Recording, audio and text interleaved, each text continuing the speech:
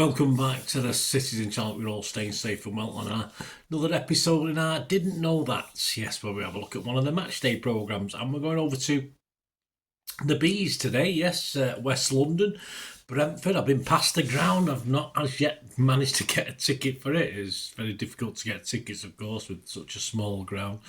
Of course, the game took place on the 14th of January 2025, a 2-2 draw, of course, on the day.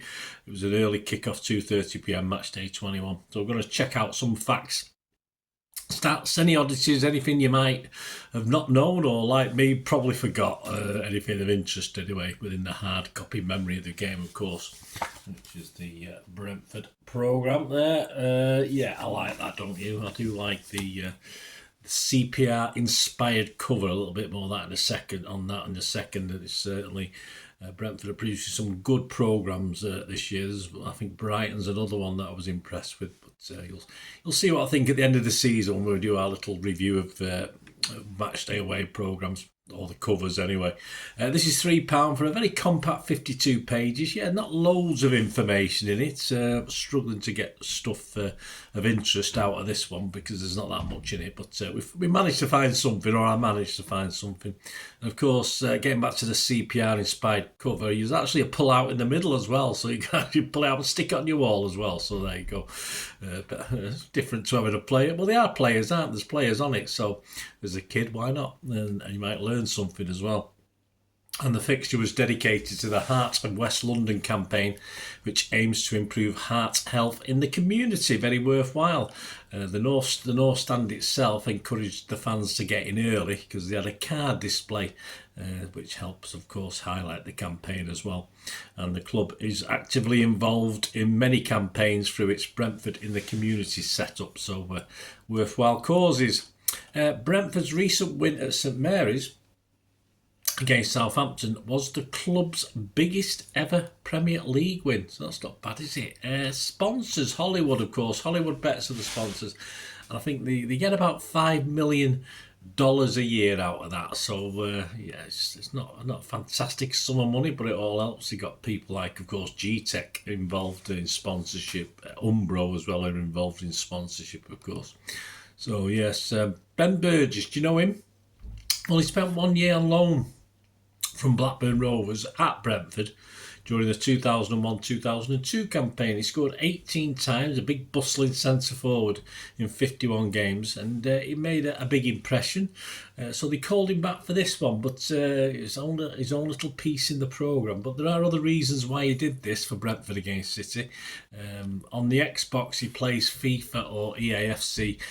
He plays as Brentford himself because his son always nicks Manchester City. Well, he's obviously a good judge. But the nub of this is that Ben, of course, some of you may know, I didn't know, Ben is a lifelong City fan. He was born in Buxton and was, like us, watched his beloved club achieve incredible success over the years. So he was talking about that. Yes, he talked about the game against Brentford and how he was looking forward to it, and he expected a game that encapsulates what football is all about. Well, he was right about that, wasn't he? But being a blue like us, of course, I'm sure he was a little bit disappointed at the end, of course. But for the neutral, it was pretty good, wasn't it? Let's be honest about it. How about City? Anything we didn't know? Well, I'll have a couple of things to talk about in a minute. A player, but about Pep, of course, he was a player at Barcelona. We know that, don't we? But he played under both Bobby Robson and Louis van Gaal. I might have known that and forgot it. I don't know. He won 15 trophies, including 6 La Ligas and, of course, that European Cup back in the early 90s. A blooper time, yeah. They've done a match report on City's game against West Ham, which we won 4-1, but they did highlight it. There'll be an image there that it was away from home, City's last away game from memory. I think it looked a lot like the Etihad I went to for that one, but there you go. So, but the actual report does say it was at home, but of course the heading on one of the pages says it's away from the last away game. So there you go. 4 in focus. Looked at 4 Blues. We'll go back to this in a minute. You got things, just facts and stats about players. Stefan Ortega features. He's 6'1". Yeah, he never looked. He didn't look big, did he? Particularly, and prior to this game, he kept 21 clean sheets in 45 appearances. I don't know if that includes where he's come on as a sub as well, because whether it includes. I remember him doing certainly one full half and almost a full game at one stage. Gvardiol's also 6'1", the same as Ortega. Savi's only 5'9". He's a bit of a squirt, and Haaland is 6'4", as we know. But what we'll do, we'll have a quick look at Josko Gvardiol and Savinho before we go. Just remind ourselves of what they were up to before they joined us, so we'll have a look at that. Celebrity fans got a piece in this programme. Nathan Caton, have you heard of him? I have no idea. He's a comedian, apparently. Well, reading his column, he's trying to be a comedian anyway. His first game was August 2008. Anything about Brentford and City? Well, Brentford, prior to this, had the best in the Premier League, 337 aerial duels won, so they were the best. And short our City, we were rock bottom with just 159 to their 337. City have scored more goals from outside the box this season. This is prior to this Brentford game than any other Premier team. We've scored 7. Brentford themselves have only got 3 from outside the box. Interesting enough, of course, it does happen. This is probably the second or third time I've seen it this season. They invite Simon Bajkowski to give his views on City's season so far. So he talks about City's disappointments, etc., etc. But as ever, the United fan predicted a 2-1 Brentford win. There you go. Typical Simon Bajkowski. Thanks, mate. But you were wrong. Yeah, it wasn't quite as bad as that, was it? Right, back to the 4 in focus. Let's have a quick reminder of what Josko Gvardiol was doing before he came to us. Dynamo Zagreb's academy coaches brought Zagreb-born Josko Gvardiol to the club when he was 8 years old.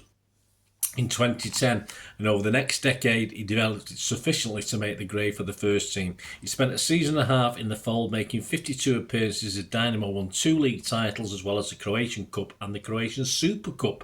In the early months of the first and only full season Gvardiol spent at the club, it was announced he would sign a 5-year deal at RB Leipzig the following summer. He played 46 times in all competitions in 21-22, with his performances attracting the interest of Chelsea. When they had a bid to sign him turned down, he penned a new 5-year deal to run until the summer of 2027. The defender played 88 times in all for Leipzig, lifting the DFB Pokal twice and helping the Bundesliga club to successive top 4 finishes before City signed him on a 5-year contract in August 2023, of course. Xavi, let's have a look a bit about Xavi. Xavi was on the books of Atletico Mineiro from his early teenage years and signed his first professional contract with the club in June 2020, 6 months after winning the South American Championship with Brazil's under-15s and 2 months after his 16th birthday.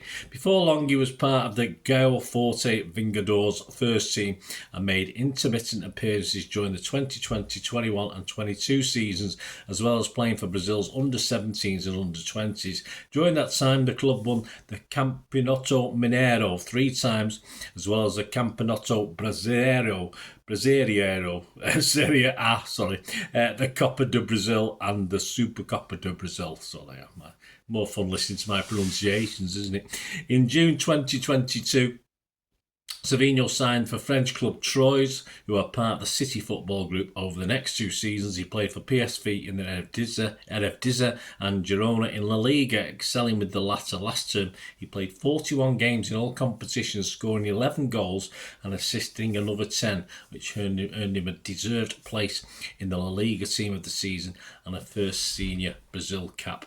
And despite having never played a game for Troyes, Xavi, who does not turn 21 till April, was sold to City. Of course he was. Well done, my thanks. Great cover. Not so great programme, but it's okay. It's okay for £3 in London. That's not much at all, is it? Let's be honest about it. So hope you enjoyed this anyway. I hope I give you some facts you might not have known, or you might have forgot, like me. Your brain's like a bit of a sieve like mine is. I think it's overfull now. Everything new just drops back out of it, and then stuff I can remember from 60 years ago was fine. But hey, that's old age for you, isn't it? Hope you enjoyed it anyway. Let me know your thoughts, guys. It'd be great to have them. Please, if you want to contact me through any of my socials, you can do so. Or if you want to help support the channel as well, it's a new year. I'm always after help and support for the channel.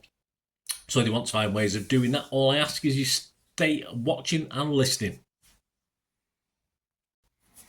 Well, I hope you enjoyed the feature, and yeah, if you can support me through the subscription, if you can subscribe, guys, that'd be wonderful if you've not already done so.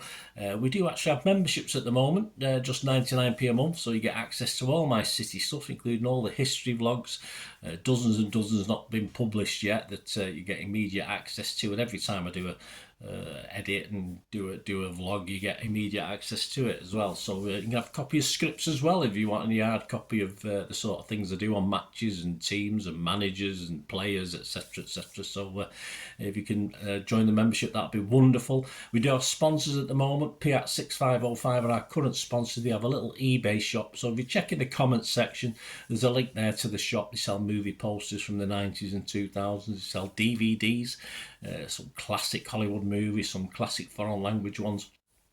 And if you do see anything you fancy on there, if you do place an order, just mention me, just say Bernard sent you, and you automatically get 10% reduction in the cost of your order. So fill your boots, guys, and my thanks to Piat6505. And yeah, if you want to support the channel just by watching the ads, that helps. Watch the ads, let them play through while you just have to check your phone or something, let it play out. And of course, if you follow any of the links, that always works as well. If you follow a link to one of the ads and you fancy something, I've done it myself. I've followed a link and actually purchased something from another organisation. But it can happen. It can happen. Not all ads are stuff you're not interested in. And of course, if you can give us a like, guys, that would be absolutely fantastic. All the likes are much appreciated. Anyway, thanks for watching. Until the next time, of course, I only ever ask one thing, don't I? Please, I ask you all to stay safe, especially you Blues. Until the next time, come on, City. Bye for now.